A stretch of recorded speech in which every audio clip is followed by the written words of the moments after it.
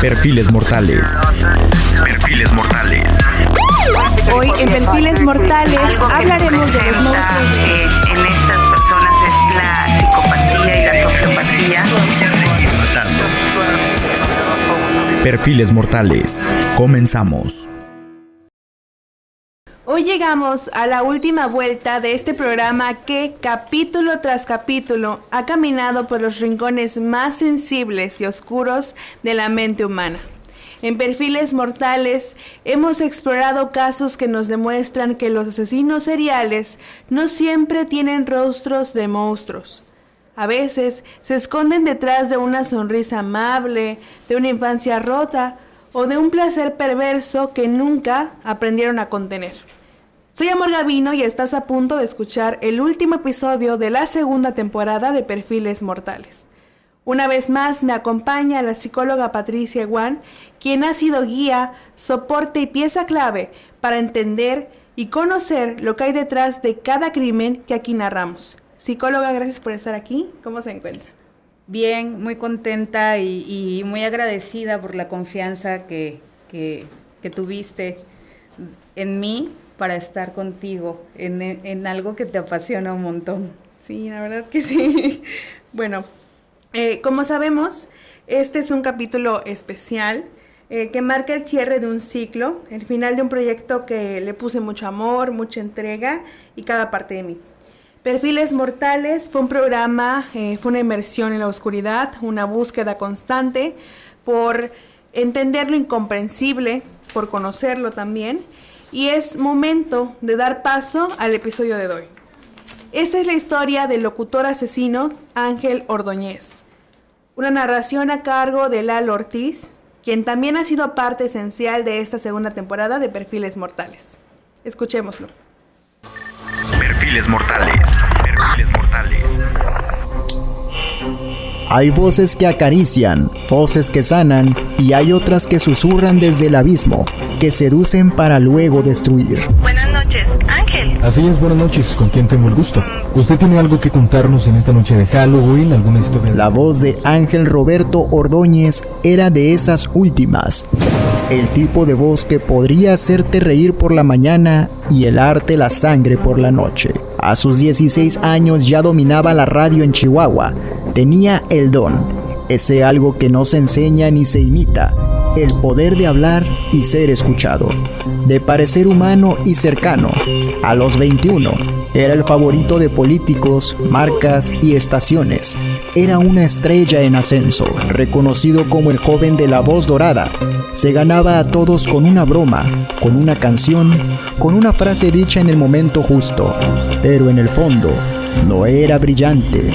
Era una sombra con forma de hombre que por dentro contenía una furia que anhelaba transmitirla a través del micrófono. Pero era astuto, un monstruo que sabía esperar. Sin embargo, el 24 de marzo del año 2010, esa sombra se desató. Esa tarde, Ángel le quitó la vida a su exnovia, María Isabel Márquez Vázquez, de tan solo 15 años. La encerró en su departamento y la convirtió en su infierno personal. La golpeó con rabia, la humilló, le desfiguró el rostro a puñetazos, desgarró sus genitales, la violentó sexualmente aún muerta. El asesinato fue brutal e inhumano. María Isabel fue aniquilada y cuando Ordóñez terminó su acto, trató de suicidarse con la idea de consumar su amor. Sin embargo, este individuo no pudo hacerlo. Él mismo llamó al 911, despertando 2 días después entre luces blancas y esposas. Las personas comenzaron a especular. Sus compañeros, familiares y vecinos habían notado en él que desde hace un tiempo su contenido ya era venenoso. Un contenido que hería. En sus programas se expresaba con odio, misoginia y rencor. ¿Creen que el amor es eterno? Yo no. A mí me duró 5 meses, me dijeron loco, y hoy voy a disfrutar de esa locura. Todo esto lo dijo al aire y nadie lo detuvo. El mismo día del asesinato publicó una frase en redes sociales: hasta que la muerte nos separe. Una advertencia, y aún así, Muchos buscaron una excusa más amable, una explicación que les permitiera dormir tranquilos. Recordaron un programa especial que Ángel condujo en Halloween 2 años antes. Buenas noches, Ángel. Así es, buenas noches, ¿con quién tengo el gusto? La noche del 31 de octubre del año 2008, programa en el que pidió a su audiencia que compartieran historias paranormales y entonces entró la llamada. Era una mujer nerviosa, diciendo que su hija había jugado con una ouija. Pues mira, la verdad, yo no creía en esas cosas, pero yo, por ejemplo, con mi hija he tratado de llevarla por el buen camino, de hablarle de Dios y que, pues, que entienda, de llevarla a misa y todo. Desde el otro lado de la línea se escuchaban gritos, ruidos extraños y una voz inhumana. ¡Hija, qué tienes! ¡Ay, qué es eso! Señora, espera un momento, señora. Victoria, señora, buenas noches. Dijo la joven, quien le puso fin a la llamada. Los fanáticos especularon que Ángel cambió desde ese día, como si algo lo hubiera poseído, pero no, todo era un montaje. Una broma que él mismo aclaró tiempo después, solo que hay quienes prefieren creer en fantasmas antes que enfrentar a un asesino real. Perfiles mortales. Perfiles mortales. Debo admitir que para este episodio teníamos pensado a otro asesino. Sin embargo, durante las grabaciones, pues Lalo nos compartió esta historia, nos habló de esta historia y me llamó muchísimo la atención. Estaba mi compañero Chav, que también ha sido pieza fundamental para Perfiles Mortales, igual Alex Ochin, la maestra Citlali y bueno, todos los de producción. Y bueno, Lalo me compartió esta historia, pero el motivo lo daré un poquito más adelante. Pero para comenzar con las preguntas, quisiera saber, psicóloga, ¿qué mecanismos psicológicos pueden llevar a una persona aparentemente carismática, como lo era Ángel, a cometer un crimen tan brutal? ¿Qué mecanismos? Pues ahora sí que pues el mecanismo de la evasión, de la negación, ¿sí? Él podría ser muy carismático, amor, pero él no estaba bien. Algo en la edad adulta, cuando algo no está funcionando bien en nuestra psique, por algo elegimos las relaciones que elegimos y por algo elegimos o por algo mantenemos las relaciones que mantenemos. Cuando las personas tenemos una salud mental, digamos, ecuánime, saludable, aunque suene redundante, no nos permitimos estar en relaciones tóxicas como les decimos ahora, ¿sí? O sea, en relaciones autodestructivas. No elegimos relaciones autodestructivas, ni en el trabajo, ni en relaciones personales, ni en relaciones de pareja. Amistades. Sí. Y él elegía este tipo de relaciones, entonces él no estaba bien. Él era una persona que no estaba bien. También sabemos que él habló, pero nadie lo escuchó, o si lo escuchó, decidieron como ignorarlo, ¿no? No porque no se oyera, sino porque muchos igual pensaban que él estaba bromeando justamente porque él era considerado como una persona muy bromista, una persona que pues, nunca te imaginas, ¿no? Que puede cometer estos actos tan atroces. Pero ella, su pareja, no está muerta por una broma. Está muerta por una advertencia que se ignoró. Es más fácil creer en un chiste que en el horror detrás de él, porque cuando un hombre lanza amenazas disfrazadas de chistes, ¿qué mecanismos psicológicos están actuando tanto en él como en quienes lo escuchan? Pues yo te decía en anteriores episodios que hay una normalización a la violencia impactante y hay una deshumanización y una falta de empatía hacia el otro de una forma impactante. Desgraciadamente nos hemos hecho muy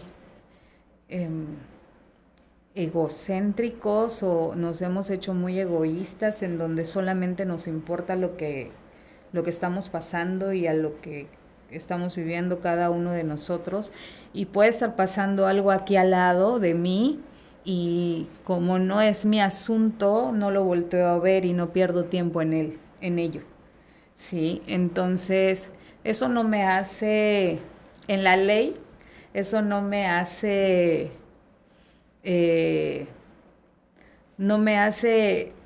ser parte del delito. Cuando yo no denuncio algo que está pasando, un crimen que está pasando a un lado de mí, ¿sí? Y se demuestra que yo estuve a un lado, eso no me exime de la responsabilidad que yo estuve ahí, en cuestiones legales. Pero en cuestiones ya personales y en cuestiones psicológicas, pues esta negación de que están pasando las cosas. Por ejemplo, en el caso de los narcisistas, el narcisista es una de las características de él es que es un gran seductor.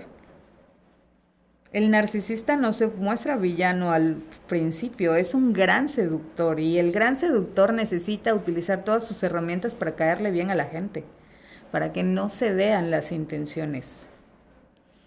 Como ¿sí? que ocultan, ¿no? Como y eso es parte, sí, tienen una gran máscara, ¿sí? Y esto también es parte de esta personalidad, ¿sí? Él era un hombre violento, y las personalidades violentas son narcisistas. Sí. Sabemos que ellos tenían una relación bastante y sumamente tóxica. Eran un ir y venir, o sea, terminaban, regresaban, terminaban, regresaban. ¿Cómo afecta a la víctima saber que todos veían de cierto modo el dominio que él tenía sobre ella, pero nunca nadie intervino? En el fenómeno de la violencia, cuando una mujer se ve aislada por completo, porque una de las características que busca el violentador es que esta mujer se sienta, mas no necesariamente es así, o sea, no todos la ven como la culpable, o no todos la ven como caso perdido, no todos la ven como no vale la pena meterse en la relación, ¿sí? No todos la ven así, pero ella se siente así, ¿sí? Este fenómeno se llama aislamiento social. O sea, no tienes a nadie que te apoye, solamente me tienes a mí. Esta es una de las consecuencias de una relación violenta a nivel de pareja. La visión de túnel y el aislamiento social, ¿sí? Cuando esta chica pues tuvo esta sensación de no cuento con nadie, pues se sintió en completo desamparo. Porque en realidad, o sea, su percepción era tan subjetiva que así lo viven las mujeres que viven maltrato.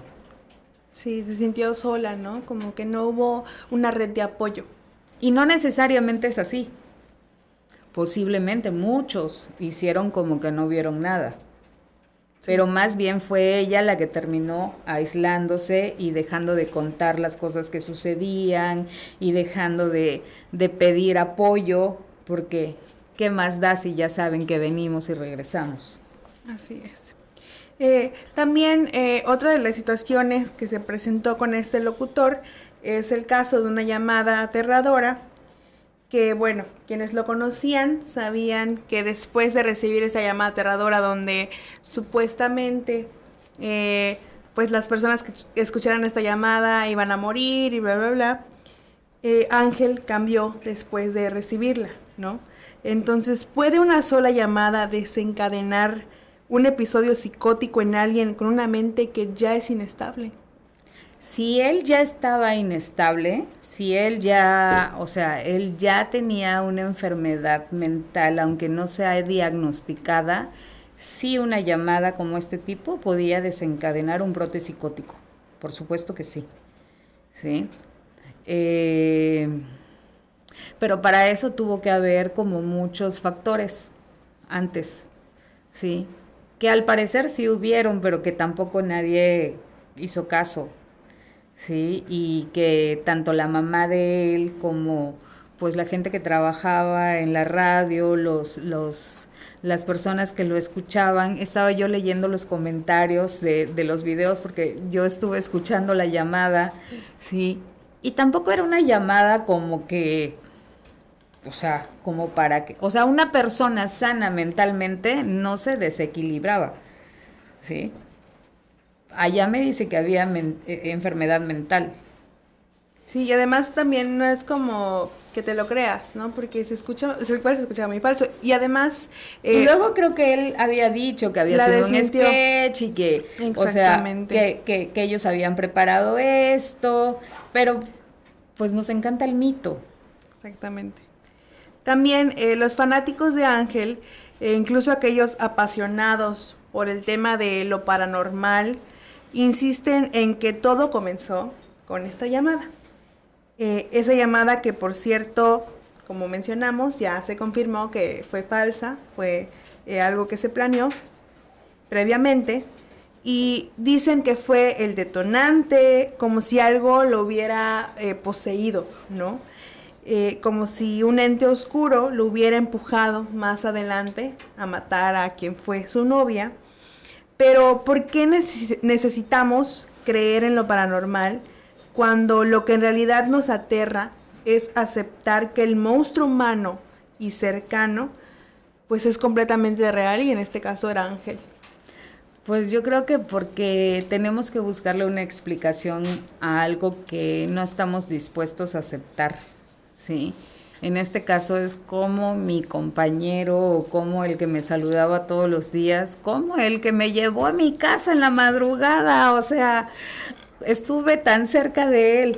O sea, es más fácil explicarle a mi cerebro que es otra cosa en la que no me pude haber puesto en peligro. Eso es, me pone más como en... me pone como en más en rescatado, rescatada, que aceptar que era un psicópata, ¿sí?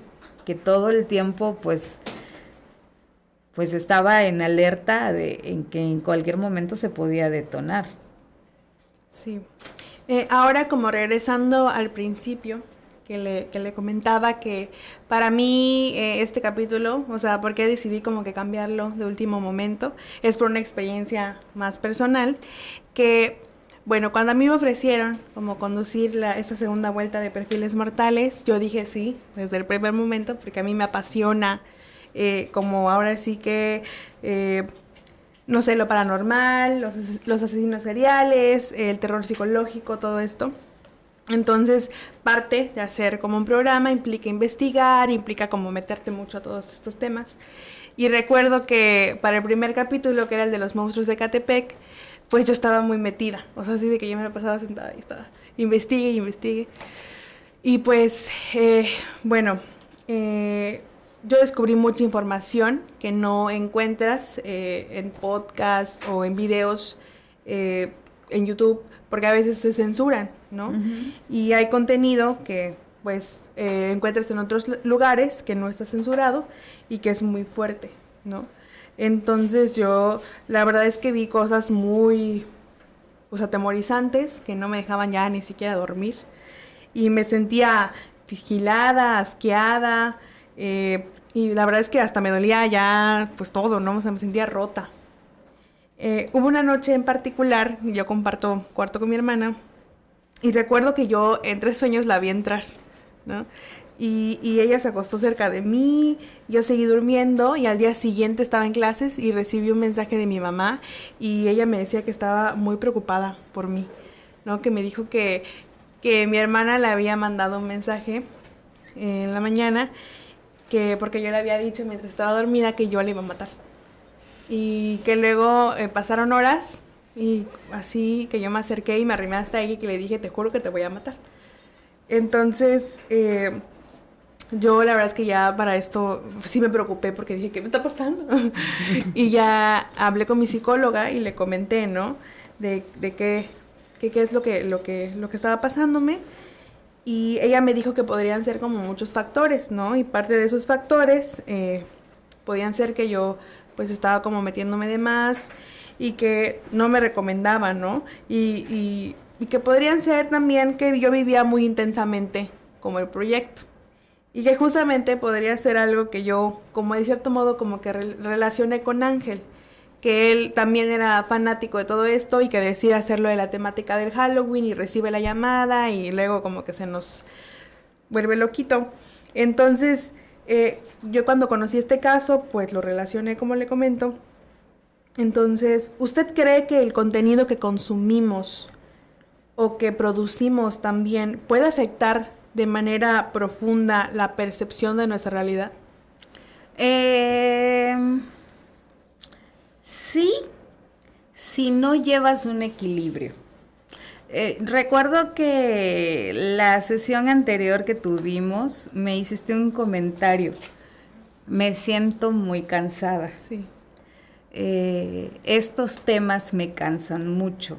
Me dijiste, no le cansan a usted, estos temas me cansan mucho. Si tú te especializaras a nivel periodístico acerca de estos temas, llegaría el momento en que te harías resiliente de estos temas, ¿sí? Pero tú no estás acostumbrada a ver muertes, a ver expedientes criminales, a ver todo esto, y obviamente pues es un impacto que están teniendo tus emociones, tu cerebro, de decir, todo esto existe en una persona. O sea, ¿cómo es capaz que una persona haga todo esto? O sea, ¿hasta dónde son capaces de llegar?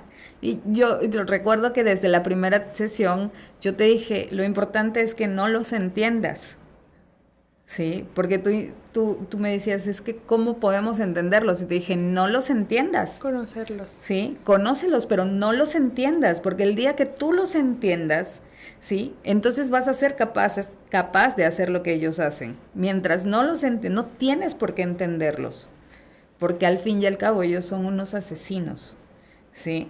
Y eso te hace diferente, o sea, eso los hace diferentes a ti. Entonces, sí, si nosotros vemos contenido de esto todo el tiempo, pues obviamente vamos a provocar pensamientos de esto. Pero entonces las personas que nos dedicamos, por ejemplo, a mí me toca ver cuando hago peritajes penales, me toca ver expedientes que no son muy bonitos, o me toca leer autopsias que no son muy bonitas, ¿sí? Y que no son agradables para la lectura, pero entonces yo necesito tener espacios en donde mi cerebro, mi mente se relaje, porque esa es mi parte de persona. Mi parte profesional es una y mi parte de persona es otra, ¿sí? Mi yo de persona, mi persona de terapeuta es otra. Y si yo no hago esa diferencia y yo no cuido ese equilibrio, entonces sí me puedo enfermar. Y sí puedo romper como esa línea muy delgada entre la cordura y la locura. ¿Sí? Tú, pues era algo que apenas estás empezando, pero si tú te dedicas como al periodismo en esta índole, tú vas a ir encontrando como estas herramientas, ¿sí? Para que tú provoques que tu mente se relaje y que encuentres la diferencia, que esto no es tu vida, esto es un trabajo, ¿sí? Y que esto es parte de tu proyecto de investigación, no tiene que ver con tu vida. Incluso no te lo tienes que llevar a tu sueño. Sí, a mí me toca de pronto decir, no voy a pensar en mis pacientes, necesito descansar. Yo todo el día escucho problemas, todo el día estoy generando cómo solucionar problemas, ¿sí? Pero llega el momento que digo, no voy a pensar en nada. porque necesito descansar. Entonces son cosas, son herramientas que se van adaptando y se van creando conforme tú vas avanzando en ciertas áreas, ¿sí? Pero pues entiendo lo que te pasó porque estabas pues asustada. Sí, realmente yo creo que para mí como fue muy sorprendente porque pues sí me gusta, ¿no? O sea, realmente sí, yo creo que a muchas personas nos llama lo paranormal, todo esto del terror psicológico, asesinos, pero también está como ese lado de que nos guste y otra cosa es como que ya te metas a fondo, ¿no? A mí, por ejemplo, me encanta escuchar las entrevistas, o sea, me encanta escuchar las entrevistas, pero yo lo estoy viendo desde la parte clínica. O sea, yo tengo un perfil, desde la parte clínica estoy viendo reacciones, estoy viendo la estructura de la pregunta, cómo reaccionó, qué parte del cuerpo movió, sí, estoy viendo, pero no estoy impactada emocionalmente de lo que me está diciendo. Es como lo que te decía que en el congreso en el que fui me encontré a esta doctora que estudió a estos asesinos que mencionas, y ella decía, o sea, dio el caso de esta güerita que hace las entrevistas, se me fue ahorita el nombre. Y así intentando saber de quién. Una que hace entrevistas en la cárcel. Y ella dice, o sea, romantizan demasiado al asesino. Es un asesino. Clínicamente no lo puedes ver de otra manera. ¿Sí? Que tuvo una vida de la fregada, pues es lo que le tocó y por eso está haciendo lo que está haciendo, pero es lo que es. ¿Sí? Y te lo está diciendo una neuropsicóloga. Sí. Entonces, o sea, eso te ayuda como volver a centrarte racionalmente en lo que tienes que centrarte, porque si dejas que la emoción te gana, entonces terminas soñando, terminas cansada, terminas agobiada y terminas pensando y acaba contigo. Sí, igual, justamente creo que igual como que conecta a cómo comenzamos, que recuerdo que fue como un boom, ¿no? Para mí, de que dije, chispas, entonces creo que hay que cambiar como toda la estructura, porque dije, ¿cómo es posible que no me di cuenta que tal vez yo lo estaba como humanizando? Y no es el caso, ¿no? Es justamente como usted menciona, conocer, saber qué hay detrás de sus actos, ¿no? Entonces, pues, qué bueno, ¿no? Que encontramos como la palabra correcta para llevar el camino y pues... Y para que tú también, eso te ayuda también a ti a no cargar la emoción, porque tú estás sufriendo por estas personas. Sí, totalmente, sí. Igual, otra cosa que le quería preguntar, ¿puede alguien obsesionarse tanto con lo paranormal o con asesinos que comience a comportarse como entes o como estas personas que tanto menciona o que tanto consume? Sí, pero las personas que van a hacer esto son personas que no están bien mentalmente. ¿Sí? Una persona con una buena salud mental no se va a obsesionar. O sea, una persona que tiene la necesidad de justificar, que tiene la necesidad de llenar algo en su mente con una explicación es la que se va a obsesionar. Okay. No todos. Igual, otra cosa, ¿por qué como sociedad consumimos con tanto morbo las historias de asesinatos, posesiones, relaciones tóxicas y crímenes violentos? O sea, ¿es sano que nos atraigan estos relatos o es un síntoma de una sociedad que está desensibilizada? Yo creo que parte de la historia del mexicano, porque tiene que ver con... Octavio Paz escribió un poquito acerca de esto, de por qué nosotros tenemos tanta creencia o tanta vehemencia ante la espiritualidad y ante lo que no le damos explicación. Es eso, estamos buscando que alguien nos explique lo que nosotros no podemos. Y queremos que una virgencita santa nos proteja, ¿sí? O que una santita nos proteja, o que un Valverde nos proteja de lo que creemos que no nos pueden proteger los demás o no nos podemos proteger nosotros. Entonces yo creo que también es parte de nuestra cultura. No sé, o sea, tú vas a Tepito, vas a la Merced.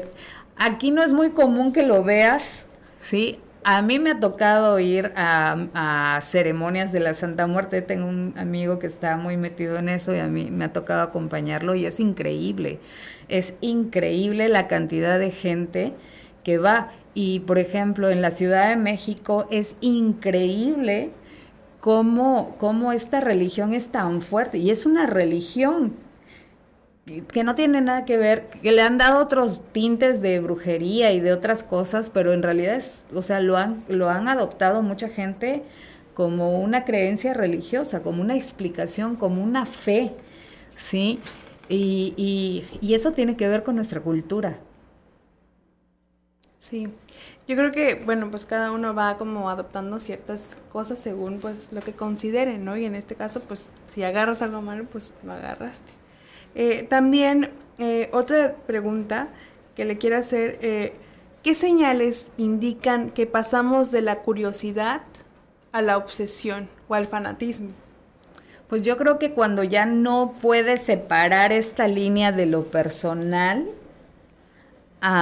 que ya no puedes parar. O sea, cuando dejas de, por ejemplo, cuando empieza a afectar tus relaciones personales, cuando empieza a afectar tu sueño, cuando dejas de hacer cosas con tal de estar observando, con tal de estar consultando, con tal de estar idealizando, ¿sí? Yo creo que ahí, esa línea tan delgadita, yo creo que eso te dice que eso ya no es tan normal, esa creencia o esa afición ya no es tan normal. Ok. Bueno, finalmente, psicóloga, desde mi experiencia, y creo que hablo igual por muchas personas que nos están escuchando, que somos amantes de lo paranormal, de lo oscuro, sabemos que estos gustos no van a desaparecer. Entonces, ¿cómo podemos consumir todo este contenido sin perder el equilibrio, sin caer en obsesiones o poner en riesgo nuestra salud mental? Yo creo que, te decía, estas creencias son parte de nuestra cultura y mientras no pongas en riesgo tu familia, mientras no pongas en riesgo tu patrimonio, mientras no pongas en riesgo ahora sí que tus relaciones personales, ese es como el factor principal que te va a decir. Cuando tú empiezas a poner en riesgo eso es lo que te va a decir, esto ya no lo estoy llevando por buen camino. Ok. Igual existen técnicas, ¿no? Como pues tomarte un tiempo para no pensar en esas cosas, que igual fue justamente una de las herramientas que me dio mi psicóloga, ¿no? Como léete algo, no sé, de poesía o búscate una serie, una peli que te guste. Entonces creo que son como técnicas que te pueden ayudar como a quitarte un poquito, como ese contenido un poco violento, agresivo y bueno, morboso. ok, sí, claro. ¿No? Igual, bueno, ya para terminar, ¿algún tip que pueda recomendar? Pues solo no se olviden de su parte personal, no se olviden de cuidar esta parte de cuidar su salud mental, ¿sí? El contenido es importante, alimenten su cerebro de cosas, aunque sea parte de su cultura, que sean buenas, que sean positivas, ¿sí? Y si ustedes de pronto tienen, como en tu trabajo o en mi trabajo, tenemos que leer cosas que no son muy positivas o tratar con cosas que no son muy positivas, pues necesitamos un momento de refresh para desintoxicarnos. Exactamente. Bueno, Ángel Ordóñez fue una voz que muchos escucharon y pocos quisieron oír. En la historia de Ángel vemos cómo la línea entre la realidad y la obsesión pueden romperse y en ese quiebre la locura y la violencia encuentran su refugio. Ese silencio y esa indiferencia son el caldo cultivo donde crecen los monstruos. Mientras permitamos que la oscuridad y la violencia se escondan detrás de excusas, chistes o tradiciones, seguiremos siendo cómplices de su poder. La única forma de romper el ciclo es escuchando, actuando y sobre todo mantener la luz encendida en medio de la penumbra. Le agradezco nuevamente, psicóloga Patricia, por haberme acompañado en Perfiles Mortales. Gracias a ti y gracias por todo el equipo, por la confianza brindada, de verdad. Gracias. 8 episodios, 8 puertas abiertas a lo más oscuro del alma humana. Historias que retumbaron en la noche, voces que ya no volverán a hablar y silencios que gritan verdades que nadie quiere enfrentar. Gracias a quienes hicieron esto posible. Soy Amor Gavino y esto fue Perfiles Mortales. Perfiles Mortales. Algo que se presenta en estas personas es la psicopatía y la sociopatía. Voy a seguir matando. Perfiles Mortales. Hasta la próxima.